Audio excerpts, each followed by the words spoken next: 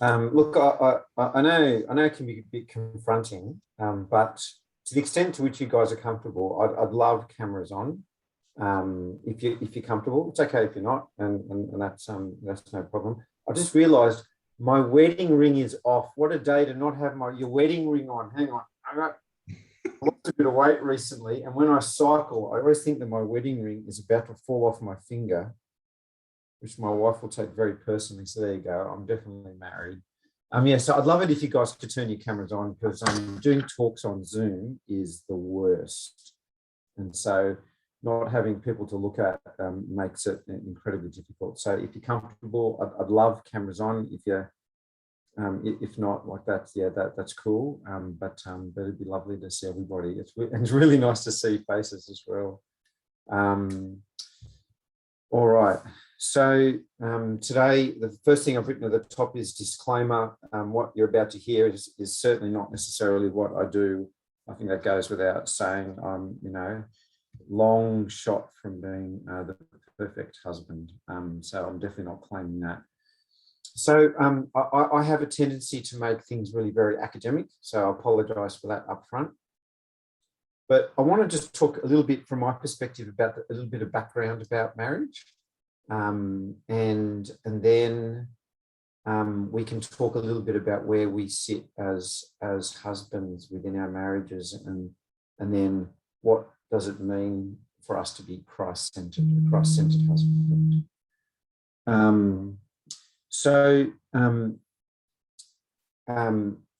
Firstly, marriage, what is it? Like, what is its purpose?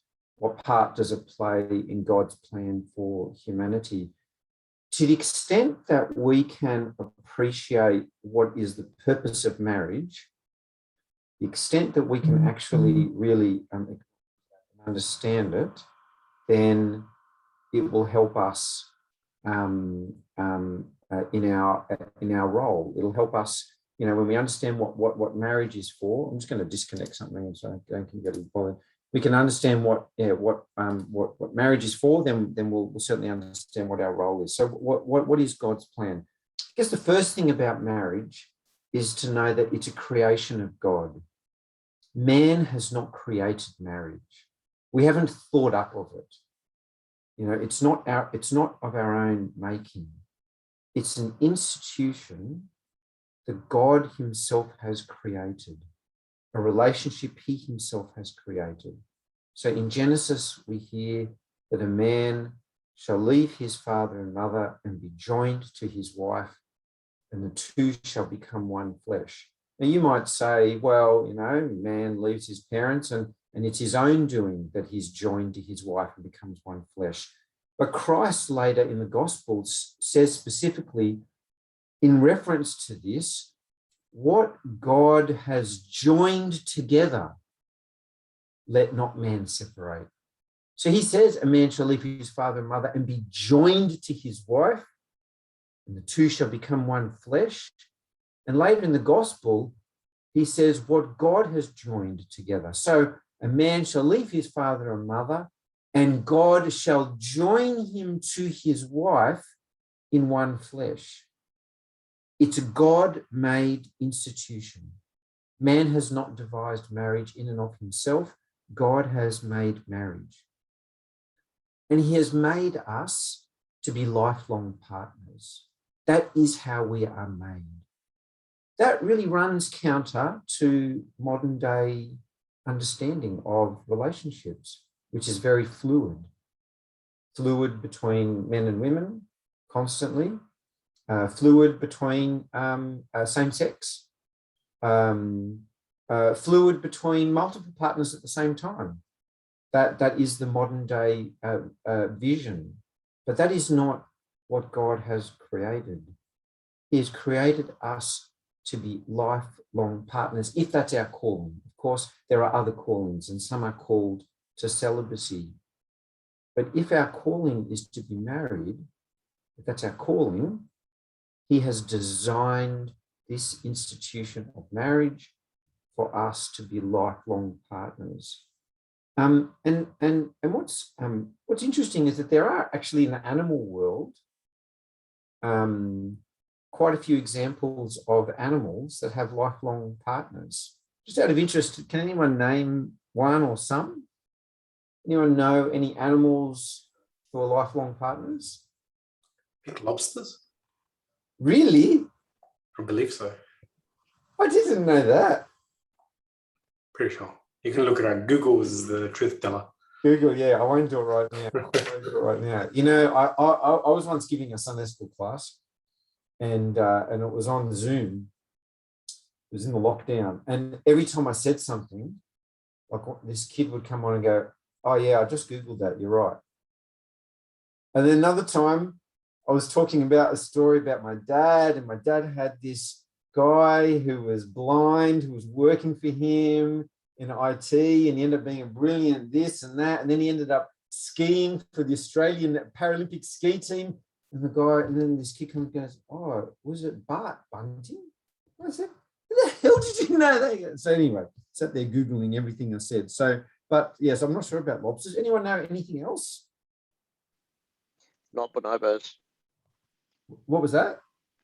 Not bonobos. Okay. Guys, Tony, is that Tony Yanni online? Yep. Tones, you must know some Australian animal that is a lifelong partner. Yeah, I don't know. Kookaburras, pigeons, something like that. I don't know about pigeons. Kookaburras definitely, and Yeah. rainbow lorikeets, and geese.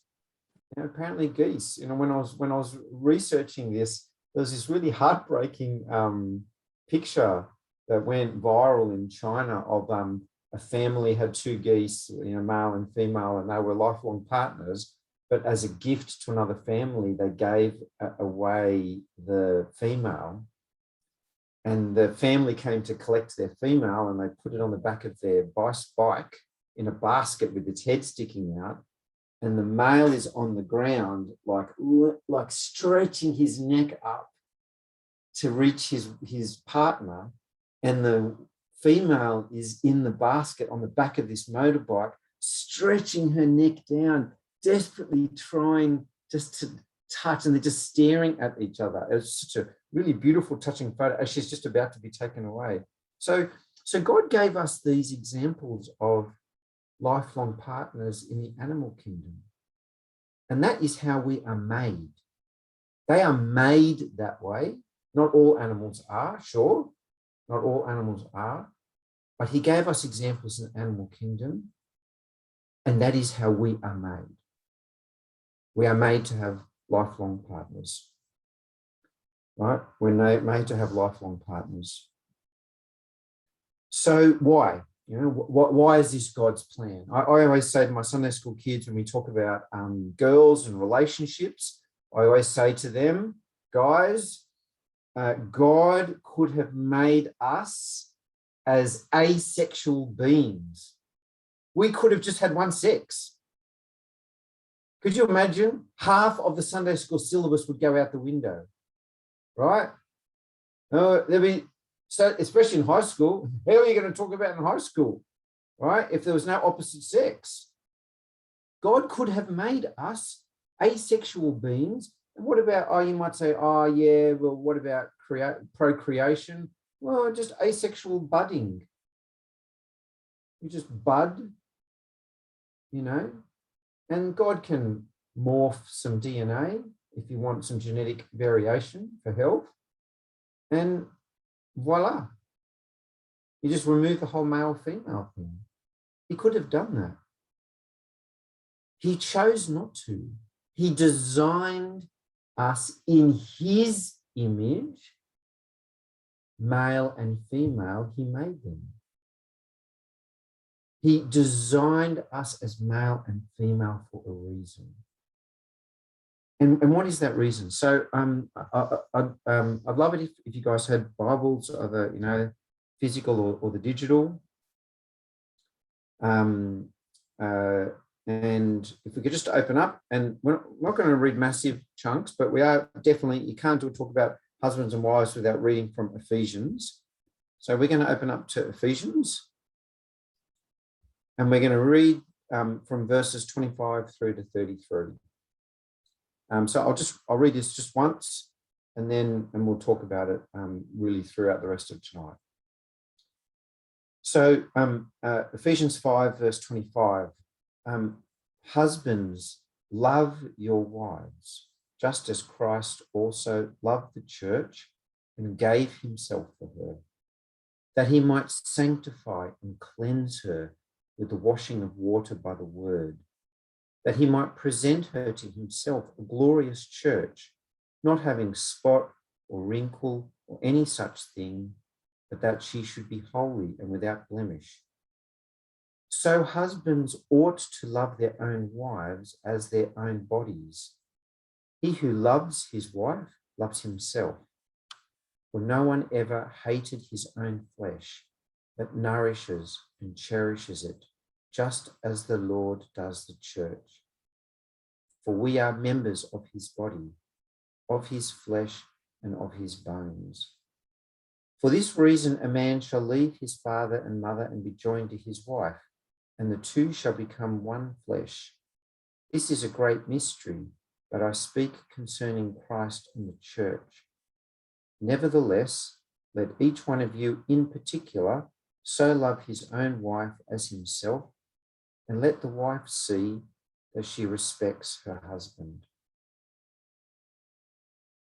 So we read here that Christ is the true bridegroom, and the church, us, we are the bride.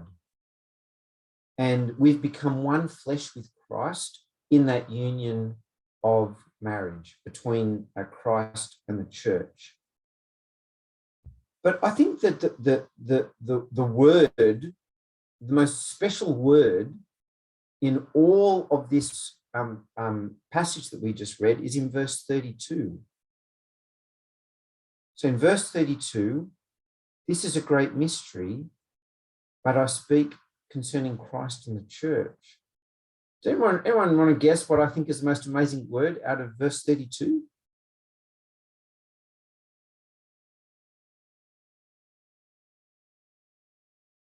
What do you reckon? What do you reckon is the most unusual word out of verse 32? Mystery. No, I don't think so. It's a great mystery. I agree. What do you think? To me, I know I'm asking you to know, what does Mark Siddham think, which is not that important, but what do you think might be the most interesting word out of verse 32? Daniel Mawad? Yeah, I don't know. I'm going to go really obscure and just guess church. No, is the word church even in that verse? Yeah, I might have missed the verse. I was thinking mystery as well. I'm just kidding. Is there a mystery concerning Christ and the church? Wasn't that the verse? No, that is the verse. Yeah, I'm just joking. So for me, Okay. the most unusual word in that verse is but. Is the word but. What does he mean by but? He says, this is a great mystery, but I speak concerning Christ and the church. What does he mean by that? What does he mean by but? Why does he say that?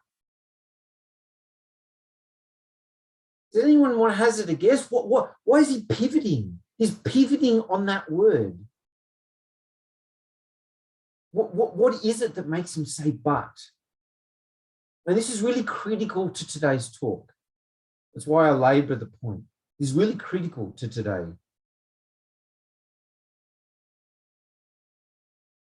Anyone, want to guess? What does he mean by but? Dan Karras? I don't know. My guess is that he is trying to show why it's a great mystery and try to maybe make it easier for people to understand why it's a mystery. Yeah, I think that is part of the way there. I'll tell you what I think. He's talking about husbands and wives. And he's saying, husbands, love your wives, and Christ loved the church, and you need to love your wife, and no one hates their own body. So if you love your wife, you love your own body. He's talking about husbands and wives. But then he branches off into Christ and the church. So he's flicking between the two. For a while, he's talking about starts with Christ and the church. Then he's talking about husbands and wives. Then he's talking about, again, Christ and the church. And for this reason, he goes, for this reason, a man shall leave his father and mother and be joined to his wife. The two shall become one flesh. This is a great mystery. At this point, we probably think he's talking about husbands and wives. A man shall leave his father and mother. This is verse 30. Verse 31. For this reason, a man shall leave his father and mother, be joined to his wife. The two shall become one flesh. We're thinking this is husbands and wives. He goes, this is a great mystery. We're going, yeah, husbands and wives, this is a great mystery. He goes, this is a great mystery. But I'm speaking about Christ and the church. I'm not even talking about husbands and wives. But the great mystery here is Christ and the church. A man shall leave his father and mother and be joined to his wife. He's talking about Christ and the church. He goes, this is how a man can leave his father and mother and be joined to his wife. The two shall become one flesh. It's a great mystery, but I'm speaking about Christ and the church. So my point here is that marriage is but a model or a microcosm or an institution which is designed to reveal Christ's relationship with his church. I'll put it to you another way. Christ has a relationship with the church that is so intimate, that is so special, where Christ is giving himself for his church, and he is loving her to the death, and he is self-emptying for his church, and he is doing everything for his church to help her thrive and to prevent her spotless and to protect her and to save her. He's doing everything. And it's almost like the Lord is saying at the beginning of time, he is sitting, the Father, the Son, and the Holy Spirit. How will we show our humans, how will we show our creation this relationship between Christ and his church? How are we going to let them understand that? And they say, let us make man and woman, and let us make marriage. And within that marriage, where you have a husband who is joined to his wife as one flesh, and the way they will live their life, if they do it properly, it will reveal to them Christ's relationship with his church. It's not the other way around. He didn't make marriage, man and woman get married, and they go, you know what? It's kind of like Christ and the church. It's Christ and the church was the first marriage. And then to reveal that to us, he made human marriage so that we can understand Christ's relationship. So marriages have been created to reveal Christ's love for his church and for us. The all-giving, the self-emptying, the self-sacrificing love.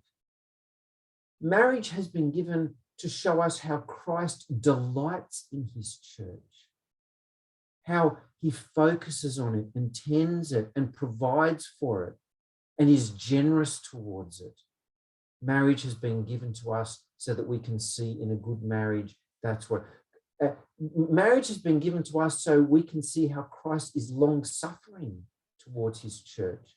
Because as husbands and fathers, we need to be long-suffering towards our families. We need to be patient. We need to be all-giving.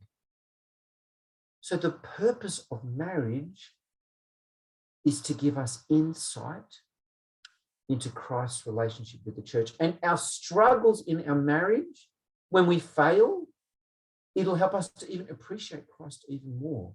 I couldn't do that. Lord, look how you did that. I fail so much, Lord. Lord, look how you were amazing in what you did for your wife, for your bride, as the bridegroom. So that's one of the main purposes that I see in marriage. The revelation of Christ and his church. We can see that if we look at our marriages and God's design for marriage. What's another purpose of marriage?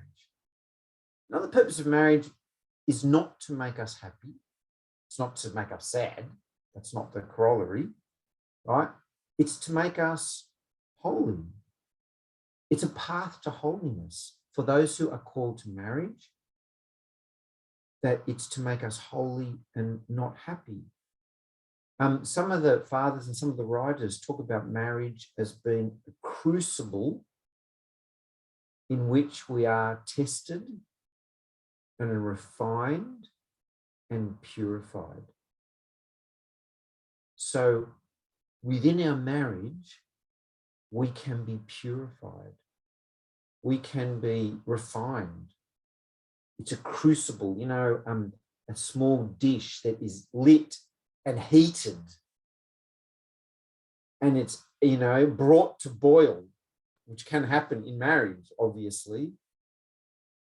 And marriage has been given to us as this way in which to, when we live in this intimate proximity to another person, that it can reveal our weaknesses so that we can work on it. Let's say one of your weaknesses is selfishness.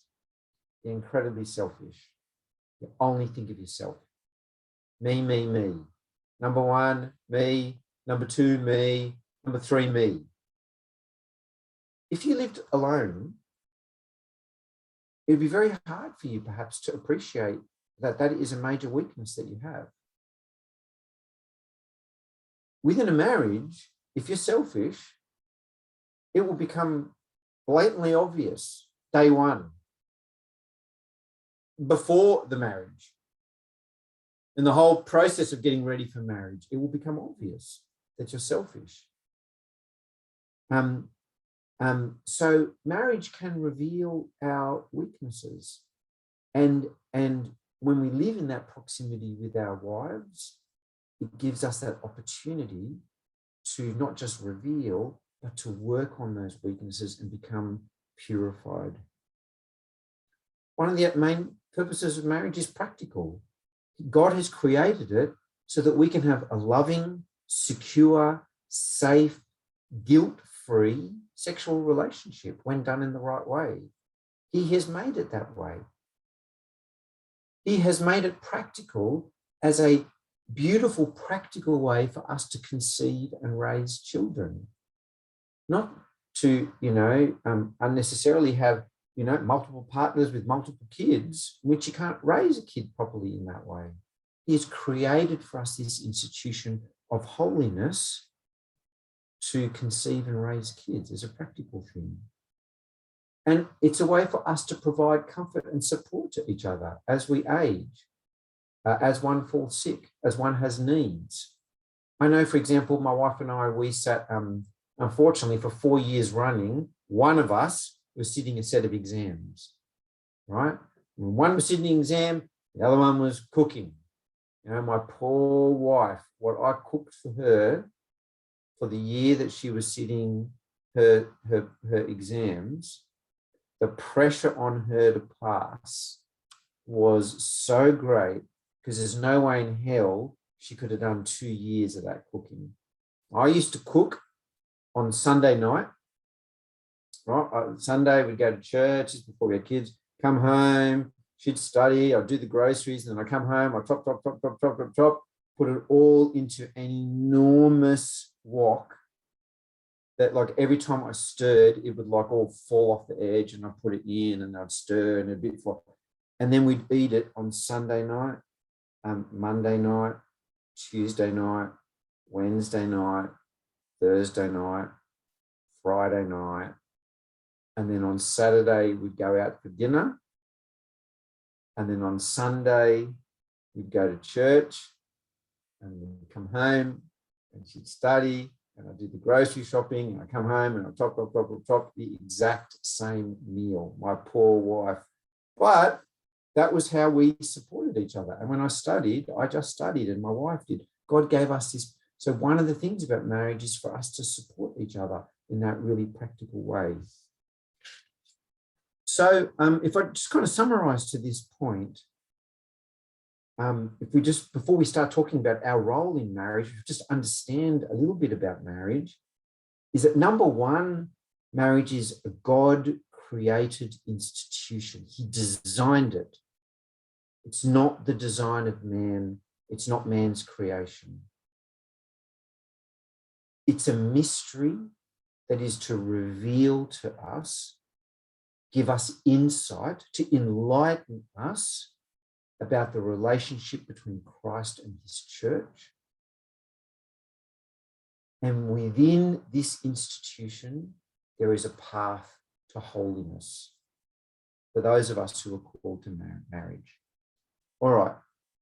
So why be Christ-centered? Like, why?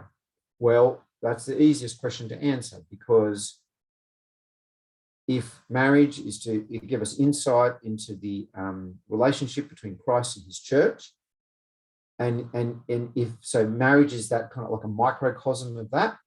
And if within that marriage we are the icon of Christ, we represent Christ, we are the symbol of Christ in that relationship, then he is our model. He's our mentor. He's our source of strength.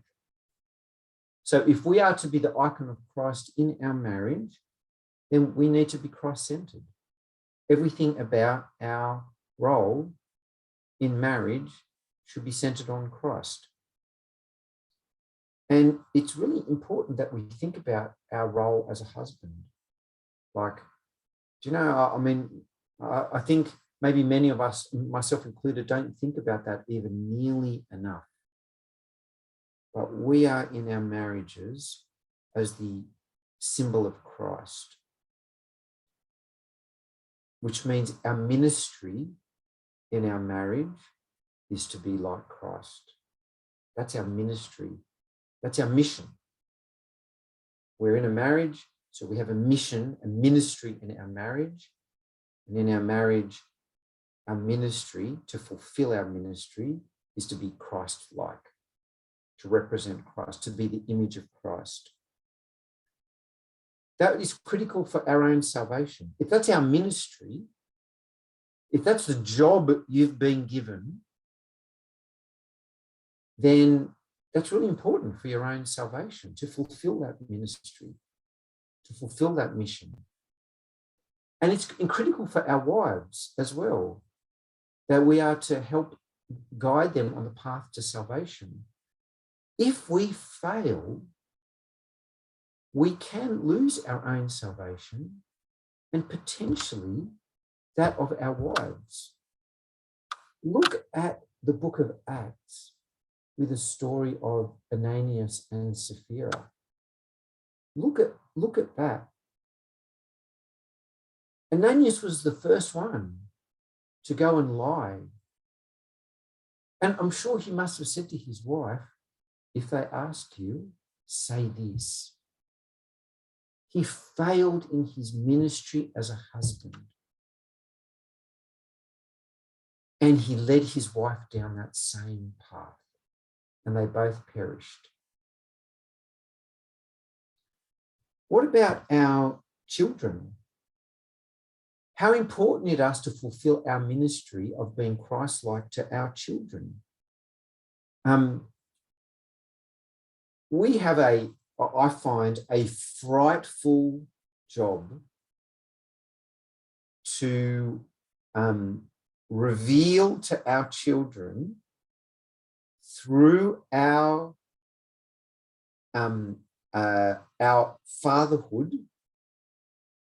We have this, I find this crushing. When I think about this, I find this crushing, that we have this burden on us to reveal God the Father through the way we deal with our kids. I'll put that another way. our kids, ideally, when they see us,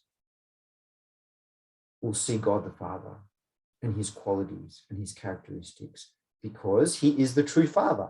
He is the Father. We are modeled on him. He's not called Father because we're fathers. He is the Father, and we are modeled on him as fathers. So when they see us, they ideally will be seeing the image of the Father, to the extent that we are fulfilling our ministry. When I think of my dad, who has passed away, quite some years ago, when I think of my dad, both back when he was alive and now, I picture God the Father. My dad fulfilled his ministry. He did that. That was one of his glories. He fulfilled his ministry of revealing to me God the Father. How? Because he was loving, and he was kind, and he was generous, and he was patient. He was honest and, gracious to all those whom he came in contact with. He was humble and he was wise. So I was able to look to him and see the qualities of the Father. So that was a huge blessing that he gave me. He fulfilled that ministry. So why is it important for us to fulfill our ministries in our marriage?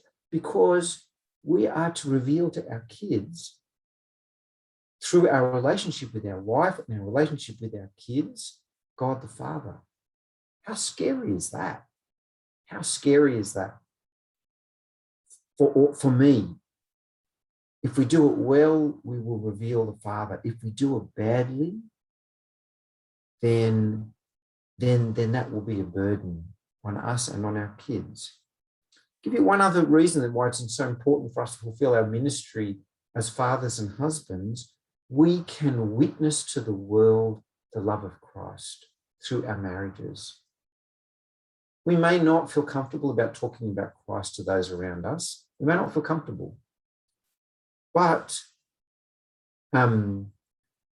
people who can see our marriages, if they see something special, if they smell an aroma that they are not used to, through a self-sacrificing, self-emptying marriage, then they may in fact see Christ and experience Christ. So let's just go through, for the rest of the time that we got, just a couple of kind of practical points about how to be a Christ-centered husband.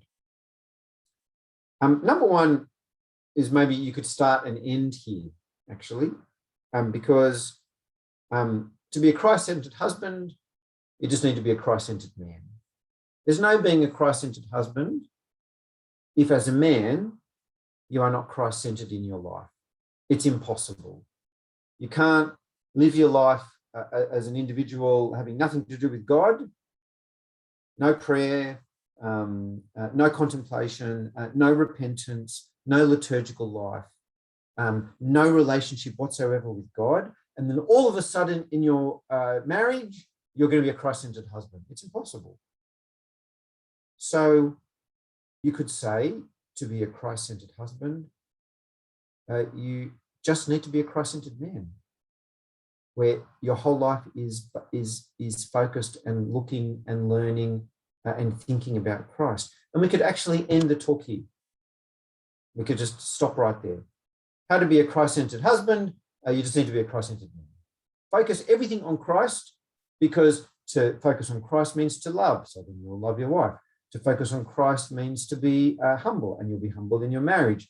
To focus on Christ will be repentant, and then in your marriage you'll always be thinking about, what have I done wrong, and trying to change that. To focus on Christ might be to have self-control and to fast, and then in your marriage, well, you'll be someone who is well controlled. So it's absolutely critical. A story that I often tell is that once I just happened to be in the US. We're at this really flashy restaurant, your family over there, every time they take you out, they, it's like Egyptians, they want to take you to something really flashy. So I took us to this really flashy restaurant, and I went to the bathroom, and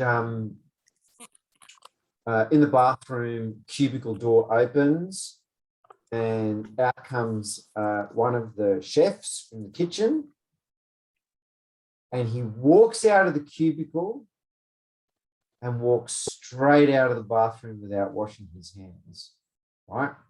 Straight back into the kitchen. And I'm thinking, oh, that's really disgusting, right? That's really foul that this chef doesn't wash his hands and he's preparing our food. We'd finished dinner by that stage, right? And there's no way this guy has hygiene in the kitchen. Like, if you don't have hygiene in your personal life, you're not going to have hygiene in your professional life. And that ties us back to this question around how to be a Christ-centered husband. If you can't be a Christ-centered man, it's very hard to be a Christ-centered husband. Or to make it a positive thing, if you focus on Christ in your life, then you will be able to bring that Christ-centered role to your role as a husband. So a couple of just practical things. We read in Ephesians, the main point we might have got out of that reading from Ephesians chapter 5 is that the husband has to love his wife. And what is that standard of love? It's extreme. It's extreme. As John said, a new commandment I give to you, that you love one another as I have loved you. So that you love one another, not just love. That's not our model. The model is as I have loved you, as Christ has loved us. That is how we are to love our wives. How has Christ loved us? There is nothing he has held back. Nothing.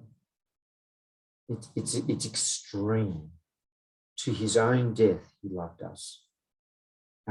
He had every right to reject the cross, and yet he took it. He gave everything of his eternal self for us and not for himself. So that is our standard. We can't just manufacture that love. You can't just say, all right, excellent, Mark, thanks for the talk. I'm going to go off and love my wife as Christ loved the church. We can't generate that sort of love. He is that source of love. We have to draw that from him. We have to draw close to him, be inflamed in love with him. If you increase your love for Christ, you will have that love to give to your wife as Christ loved the church. So don't despair to say, how can I love, with that sort of love? Your focus should be on draw near to Christ, be Christ-centered in your personal life, and you will have that source of love. And one thing that, you might hear a lot of people say is the best thing that you can do for your children is to love their mother. The best service, you want your kids to be the best kids in the whole world? You want to serve your kids? You want to give yourself for their kids? Make their mother happy. Love their mother. Focus on their mother. Serve their mother. Empty yourself for their mother. And in doing that, the kids will be fulfilled. A few other just really kind of small practical steps, and then we'll end there and just kind of open it up for questions. A couple of points. You know, people always snicker during the Orthodox weddings, you know, wives submit to your husband, that, you know, and, you know, people often out the front, sometimes the couple are a little bit embarrassed. They might have some, you know, very forward thinking, Western, you know, Orthodox people attending the wedding. It's a little bit embarrassing to say submit to your husband. But of course, we're called to submit to one another. We're very much called to submit to our wife as well in wisdom. There's no way you'll be right about everything. There is no way. It's impossible. In my case, it's probably impossible to be right even about most things. There are a lot of times where you and your wife will differ, and your wife is right. She's undeniably right. And we find that out over time. We are wise when we also, in wisdom and love, submit to our wives and create an environment where she can speak her mind and be heard in our marriage. That is do you know, there's a lot of talk about the need for corporate boards, board of directors, for example, to have diversity. I know when they talk about diversity, they talk about lots of things that maybe don't, but there is some real truth in that. When you have a diversity of minds, you look at situations from multiple angles, and that will often help steer an organization in the optimal direction. And the same will go for our marriage. We will often think very, very, very differently from our wives. And the Lord has created us in that way to create two different views, so that in the clashing of those views, we might be able to forge a pathway which is correct. If we shut down conversation constantly, you know, this is how we're doing it, we lose. Our marriages lose, our families lose. How to be Christ-centered husband is to be always really thanking God for your wife as a part of your prayer. To thank the Lord for your wife. You know, dwell on her qualities and strengths and thank the Lord. You know, it might just be, oh, she's an amazing cook. Lord, I really thank you. My wife's a beautiful cook. Well, I thank you so much, Lord. Dwell on the strengths that she brings to your house and thank the Lord for that. If that is a part of your prayer life, that thanking the Lord for your wife's qualities, your heart will be inflamed towards her in love. It will stop you being bitter and negative and focusing on the negative when you're thanking God for the positive. Do you know, when we think about the negative, when we think about what we don't like, our whole attitude becomes really very negative. And when we think about the positives and we dwell on them, it gives a beautiful flavor and aroma. Do you know, our kids all have their strengths and weaknesses. I'll often, you know, use my kids as examples. I have one of my kids, an amazing quality that they have, just naturally, and they didn't get it from me, is that they are always thankful. Like, it's quite astonishing. Just, you know, you do almost nothing for them. Thank you, Dad, for this toast. It's toast. Oh, thank you so much, Dad. And other times, thanks, Dad. I don't even know what it's a she, you know, that was Liz 1 out of 3. I don't even know what she's giving me thanks for. But that's what she's always thanking. It's amazing. And the smallest thing that you do, thanks, Dad. Thank you. It does a couple of things. It warms my heart. I can't imagine how the Lord must feel when we thank him. It must warm his heart as well, that you've appreciated even the small things you've appreciated. So it's very warming to my heart. what does it do for her? It makes her always happy and content because she thinks about what she's been given, not what she hasn't been given. She's dwelling on the positive. I have another child, but they all have their strengths and weaknesses. I have another child. I'll say, you can have 3 marshmallows. Oh, can I have 4? All right, you can have 4. How about 5? No, that's enough. 4. Oh, come on, 5. Why didn't you give us 5? I said 4. Well, I just want 1 more, but what's the deal? And then it becomes this big, like mess. And Shemozzle tears. Well, no, I'm only going to give you 3. I said 3. And look at the difference. So focusing on what you don't have can make everything bitter. So one thing that we can do to be Christ-centered in our relationship is a part of our prayer can be about thanking the Lord for everything and including that the specifics that you want to thank the Lord for in your wife. Lord, I thank you for the peace that she brings to the house. I come in angry and yelling. Oh, and Lord, it's amazing that you've given me someone in the house who brings peace to the house. I thank you, Lord, for the softness of the words. You know, I'm cutting and harsh, and you give us that balance. I thank you, Lord. Thank you for providing that. It will inflame your heart towards your wife when you dwell. You know, I think about Abraham and Sarah. Abraham, right? He's been given the promise, like you are the man sort of promise, right? Everything's going to come from you. Your seed, that's like the nations. Until he's an old man and he's got no kids.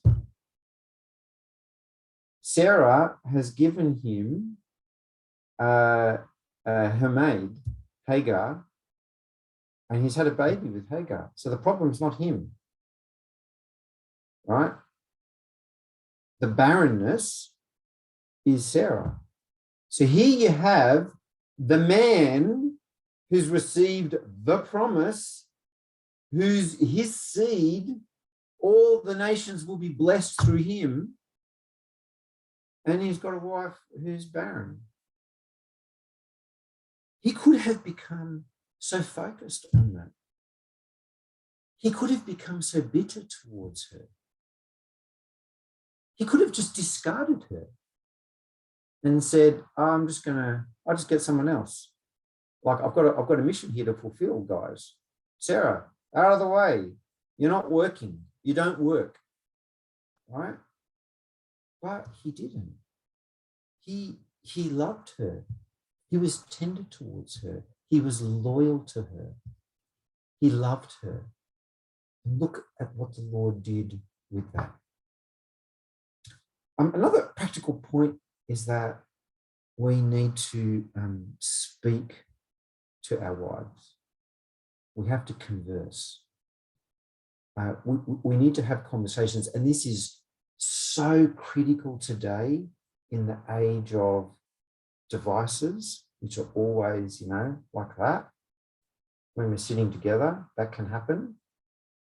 Oh, someone's just texted me, just got to do a thing, just checking on something, just going to quickly check my email. What a conversation killer, right? So, you know, our kids are getting into the age of having phones. I say, kids, if I see you guys sitting around with other kids on your phones are gone, right? We sit with other people to be with them, but we can do that with our own partners, with our own wives. In the age of streaming, we can just stream movies, whatever series, all night, and then collapse into bed. There's no conversation. There's no conversation. There is no conversing, dealing with each other through words. You know, I was hearing a talk the other day, and the speaker was saying, as a husband and wife, is beautiful, actually, I think Greek Orthodox couple, and they did this series of talks, and they were saying, when your wife is speaking, look at her, pay attention to what she's saying. engage with her in conversation, it will be fulfilling to your life. And the more spiritual you are, then also part of your conversation will be spiritual conversations about spiritual things. What a beautiful environment to discuss spiritual matters with each other. If you are Christ-centered and Christ is in your heart, therefore on your mind, therefore on your lips, part of your conversation will be about Christ. That's beautiful. What a beautiful way to converse with your bride, who is the church. Just a couple more really just small practical points, and then we're done. Honor your wife. So in 1 Peter 3:7, St. Peter says, husbands, likewise, dwell with them, with your wives, with understanding, giving honor to the wife as to the weaker vessel. Actually, weaker, it'll be interesting, Michael, if you know anything about that word weaker, but my understanding is weaker is not weaker as in you are strong and they are, a bit like, brittle, like you got to be strong because they're just so brittle. No, that they are so intricate and sophisticated and delicate in the way that they have been made. St. Peter says to us to dwell with them, giving honor to the wife as to the weaker vessel, and as being heirs together of the grace of life, that your prayers may not be hindered. So to honor your wife, honor her in front of the children, talk her up, let her be the one who has done the good stuff. Honor her in front of others rather than to ridicule around friends, in front of your family and in front of her family. Honor her. In front of her parents, honor her. To not like always just get into the habit of making jokes about your wife in front of other people. Raise her up. To be Christ-centered in your marriage is to honor your wife in front of others. If you do not, your prayers will be hindered. Imagine that. Like, do you want to raise up prayers to the Lord? And he's like this, because we might dishonor our wives. A really practical thing is to give our wives freedom. Do you know there's this recent drive, legislative drive, to prevent coercive or controlling behaviour in marriages? Because, and they're trying to legislate that. It's actually quite difficult to do, to legislate an offence of being too coercive or controlling in a relationship. But the reason that they're doing it is because there's a lot of data showing that the first steps towards domestic violence is coercive and controlling behaviour, usually by the male over the female. You start to limit and restrain and confine someone, and then that just progresses and progresses on to sometimes severe domestic violence. And they're trying to legislate that. We can sometimes be like this to a much lesser extent, be incredibly controlling around everything that our wives might do. What she does, what she says, what she wears, where she goes, what she spends on, what she spends her time on, just nitpicking every little bit thing that they do. And that can really sap their confidence and sap their life. And we are the losers if our wife is like that. I remember with my, when I think about my mum and dad, the freedom that my dad gave my mum to empower her. And she was a strong woman. And he gave her, complete freedom. They were equal partners. Yes, he was the head of the household and all of that, but he allowed mum to be herself, to be strong, to make decisions. And we need to be very sensitive about this. I'll give you an example. Many years ago, when I set up my Amex card, and Amex, American Express has this, most of the cards do, you can set an alert.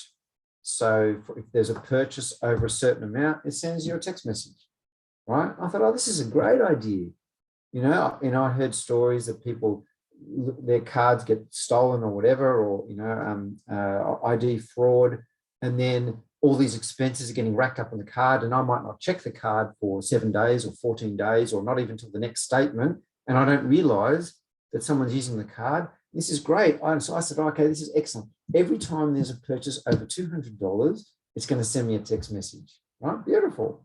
And I thought it was a fantastic thing. So, we're at a restaurant and, swipe the Amex card and bing, oh yeah. And I go, oh yeah, no, of course, we just use the Amex card. So we did this for a really long time.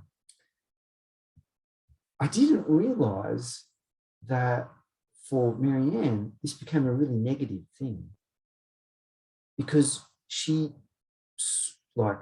interpreted it. It wasn't my intention, but it just showed me how sensitive we need to be. She interpreted it as every time she makes a purchase, I get a message. She might buy something online, ding, I get a message.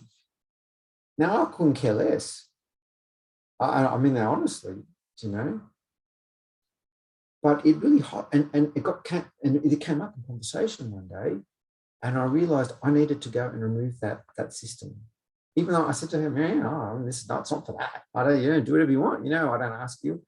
But it made me realize how there are some things that we can do that can be quite crushing for our wives, and that we need to be sensitive to that so that they feel that they are independent and strong, not independent of us, but independent with us, and that they are their own person and we're not trying to put them under our thumb.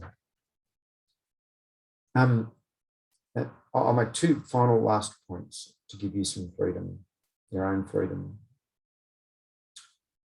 In the wedding ceremony, we're asked to hasten to delight them, hasten to make them happy, run to make them happy. The Lord delights in making us happy.